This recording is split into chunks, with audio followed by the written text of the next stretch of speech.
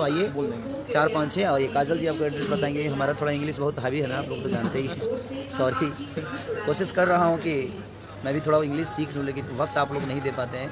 आप लोग के प्यार में हम इतने उलझे रहते हैं, आपके प्यार मोहब्बत इतना मिलता है जो हमें अब पढ़ने की टाइम तो नहीं, बस आप सबका सेवा और आप सबका प्यार पाने का 15 मिनट ही काम है, इससे ज़्यादा कुछ नहीं। तो प्लीज़ 15 मिनट में 300 हाँ बस, मैं यही दुआ करूँगा कि, और एक मेरा गाना हिट अभी मैं सैड सॉन्ग गाया हूँ कि सिन्होरवा में, जो कि जी से है, तो ढेर सारा प्यार दीजिएगा उसको। तो मैं होली बाद छोड़ने वाला था, लेकिन मैं 3 महीने पहले गाया था और सब लोगों ने, किसी ने कॉपी करके गा दिया, तो फिर मुझे छोड़ना पड़ा, नहीं तो लोग कहेंगे कि खेसारी नहीं उठाया। ये अजीत हलचल जी का गाना लिखा हुआ था।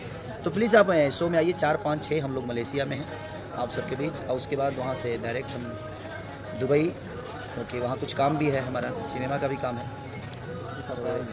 तो लीजिए आप बात करिए काजल जी।